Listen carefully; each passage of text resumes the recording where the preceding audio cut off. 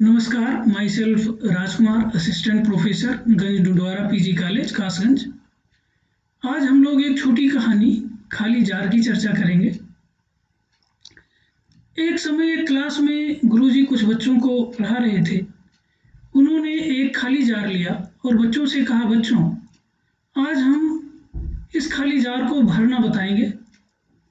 और इसके बाद गुरुजी ने उस खाली जार को भरना शुरू किया। सर्वप्रथम गुरुजी ने कुछ बड़े पत्थर के टुकड़े लिए और उस खाली जार में उन्होंने डाला, उससे भरा। फिर बच्चों से पूछा, बच्चों, क्या जार भर गया है? तो बच्चों ने सहमति व्यक्त की कि हाँ गुरुजी, जार पूर्ण रूप से भर गया है।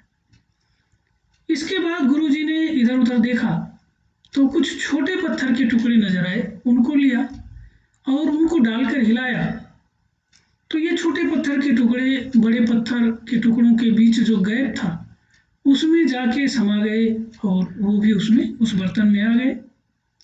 इसके बाद गुरुजी ने बच्चों से पूछा कि बच्चों, अब बताइए बर्तन की स्थिति क्या है, क्या जार भर गया है? तो बच्चों ने कहा, निश्चित रूप से गुरुजी, अब ये जार पूर्ण रूप से भर गया है। अब इसमें कोई दूसरी चीज नहीं आ सकती। इसके बाद गुरुजी ने थोड़ा बालू लिया और उसको उन छोटे पत्थर के टुकड़ों के ऊपर डालकर हिलाया तो ये बालू जो है वो उन पत्थर के टुकड़ों के बीच के गैप में जाके समा गया, वो भी उसमें आ गया। और फिर गुरुजी बच्चों की तरफ उन्मुख हुए और पूछा, बच्चों, अब बताइए क्या जार भरा हुआ है? तो बच्चों ने कहा, निश्चित रूप से गुरुजी, अब जार पूर्ण रूप से भर गया है और अब इसमें किसी भी चीज के लिए कोई जगह नहीं है।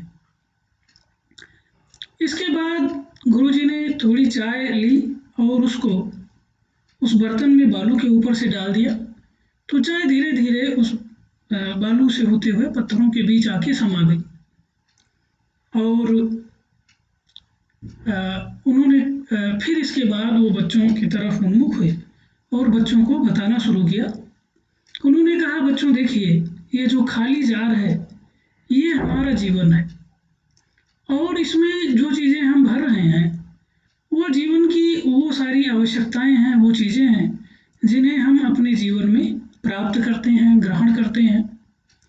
ये जो बड़े पत्थर के टुकड़े हैं ये हमारे जीवन की सबसे महत्वपूर्ण चीज़ें हैं और जिनको प्राप्त करके हम पूर्णता का आभास करते हैं, जैसे कि परिवार है, बच्चे हैं, हमारे मित्र हैं, स्वास्थ्य है।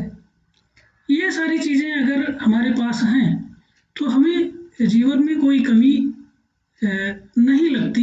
ये लगता है कि अब जो है हमारा जीवन, जो मूलभूत चीज़ें हैं वो हमारे पास हैं, हमें एक संतोष का आभास होता है। इसके बाद जो छोटे पत्थर के टुकड़े हैं वो इनके अलावा वे ज़रूरतें हैं जो हमारे जीवन को और ज़्यादा पूर्ण बनाती हैं, जैसे कि मकान है, नौकरी है, शिक्षा है, वाहन है। ये सारी चीज़ें जो है वो हमारे जीवन को और पूर्णता से भर देती हैं, हमारा जीवन और भरा पूरा नजर आता है। इसके बाद जो बाकी चीज़ें हम अपने जीवन में अर्जित करते हैं, जैसे प्रॉपर्टीज़ बनाते हैं, विभिन्न तरीके के व्यवसाय करते हैं, तमाम संबंध बनाते हैं, तो वो सारी चीज़ वो बालू के कण हैं।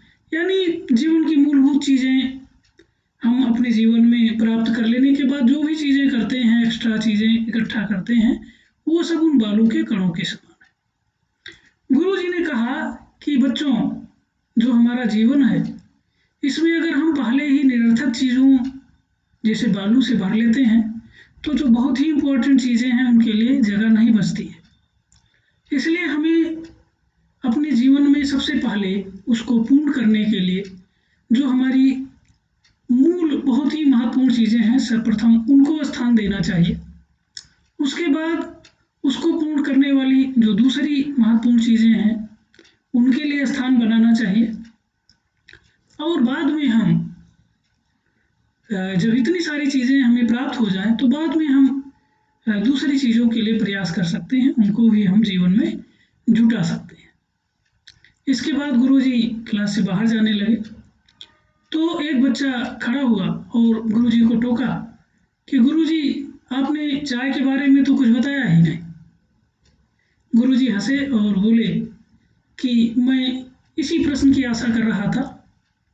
फिर उन्होंने बच्चों को बताना शुरू किया कि बच्चों, जीवन कितनी भी उपलब्धियों से भर जाए और हम कितने भी अपने जीवन में व्यस्त हो जाएं, लेकिन हमें अपने जीवन में थोड़ी जगह अपने हित मित्रों, अपने परिवार, अपने बच्चों के लिए जरूर रखना चाहिए।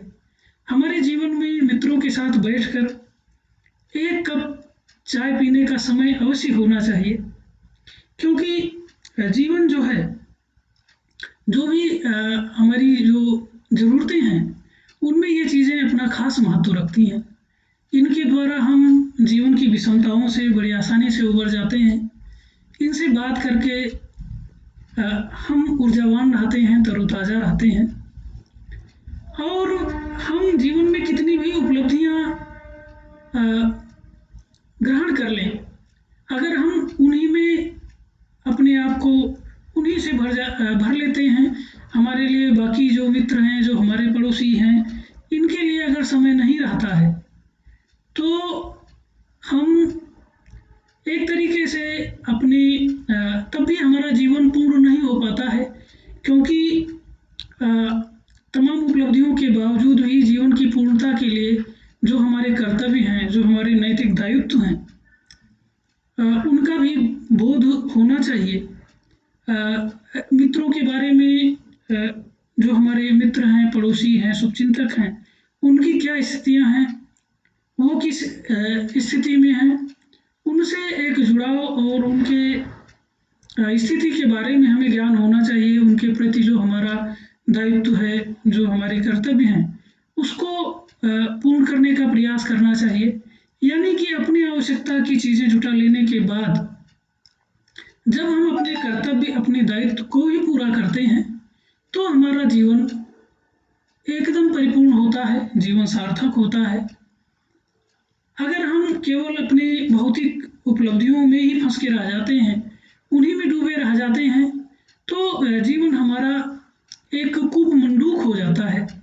यानी कि बहुत हम अपने आप को सीमित कर लेते हैं, दूसरी नई चीज़ें से हम वाकिफ नहीं हो पाते और शायद इस जीवन की सार्थकता भी पूर्ण नहीं होती है, क्योंकि मानव जीवन दूसरे ईश्वर की दूसरी रचनाओं में सर्वोत्तम रचना है।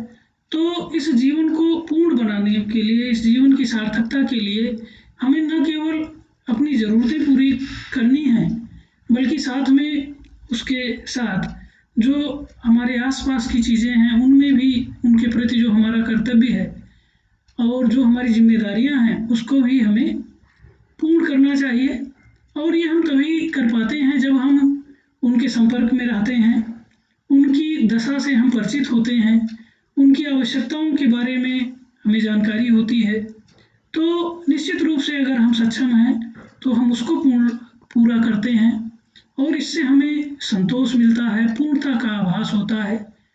तो ये जो खाली जार की कहानी है, ये बहुत ही महत्वपूर्ण कहानी है।